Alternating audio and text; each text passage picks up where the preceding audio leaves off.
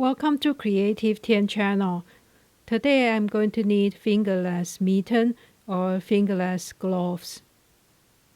I'm going to use an LK150 knitting machine and a sock weight yarn. This is the yarn I'm going to use. I like the colors. That's a Croy socks yarn, so it's easily available. I'm going to start with mock ribbing from the wrist up. First, I pull out every other needle from left 21 to right 22. Depends on your sample, you might have to adjust the stitch count. I have tension set to number 5. The upper tension is also number 5. And I will just start with E-rub cast on. I will knit 30 rows because after folding over it will be 15 rows.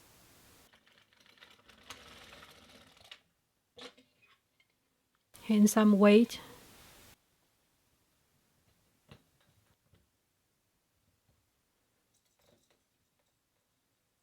Now we'll continue our 30 rows.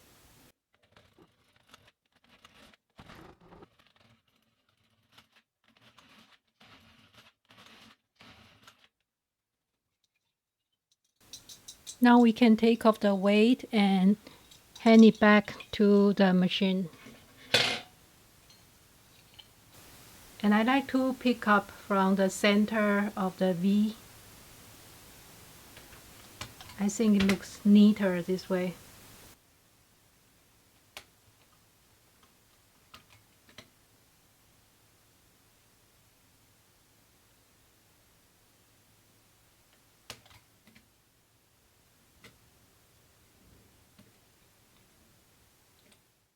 Now we hand the weight.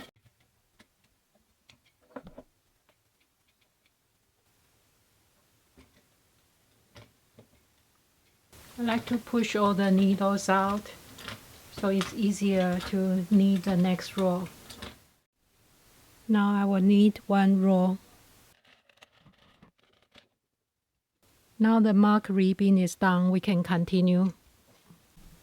I'm going to start with a few rows of plain knitting before I start shaping the thumb. I'm going to knit 3 rows, changing the counter back to 0, 0, 0.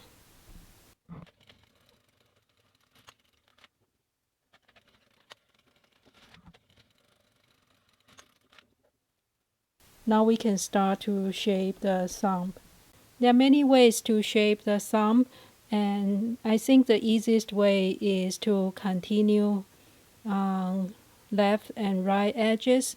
We do increase on both sides, and I like to do the full fashion increase so it will look nicer. And I'm going to have 7 stitches moving out at a time. Now I'm using my 3-prong tool and move the 7 stitches 1 stitch over. I'll start with the right side.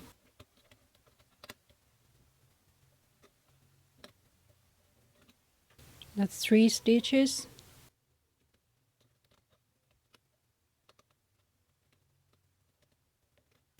Six stitches.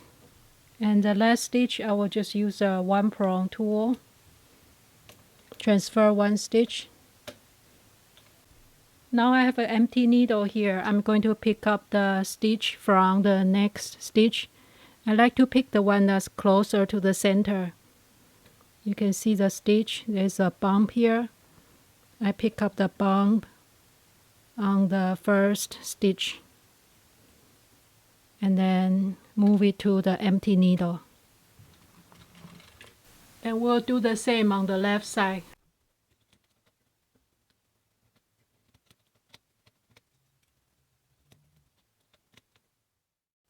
Pick up the bump.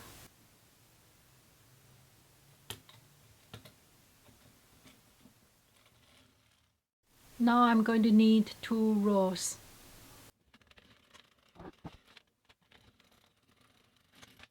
So totally there will be 6 increasing rows. I already have 1.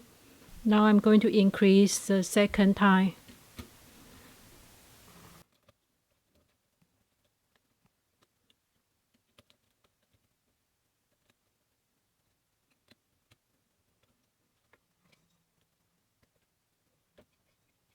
pick up the bump. And we'll keep repeating that.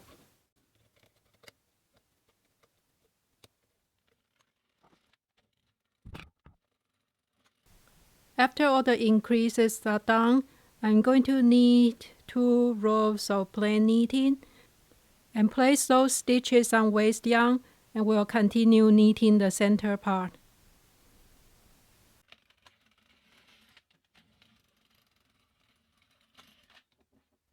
I just thread a piece of yarn and take off the stitches.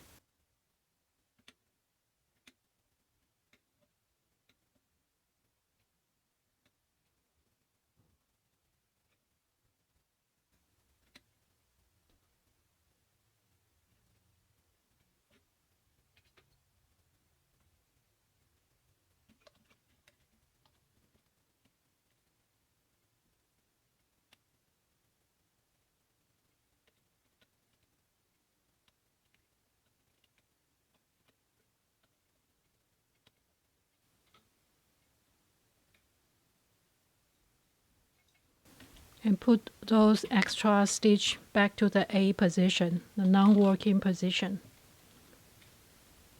And we can clip this down so it doesn't fly up when you knit. I'm going to cut the yarn here, and then we'll continue knitting the center. I place the yarn back to the carriage, and I'm going to knit 12 rows.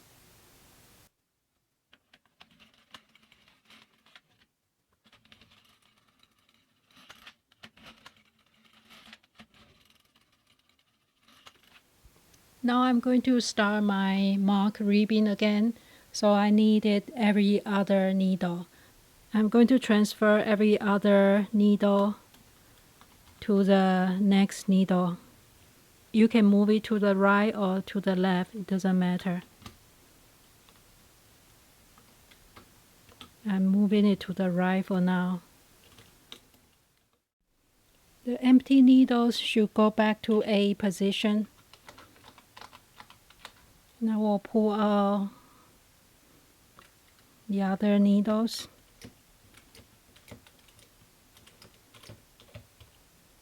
Push the knitting back. Make sure we have enough weight.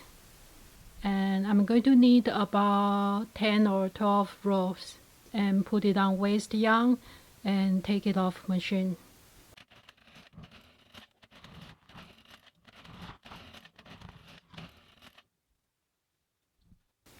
I will leave a long yarn tail so we can sew the top later. Change to waist yarn and knit a few rows.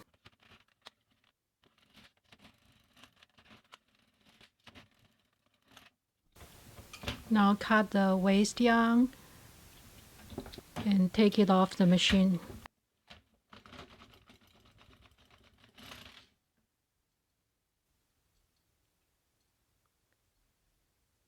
That's what it looks like now.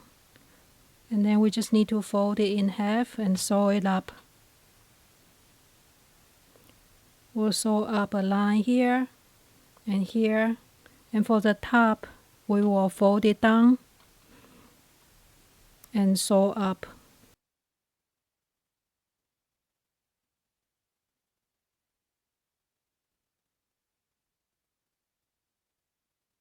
And the last thing left is the thumb hole.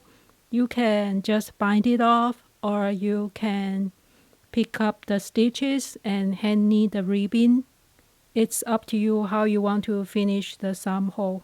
I like the hand knit ribbing because it will be continuous and you will have a nice finish.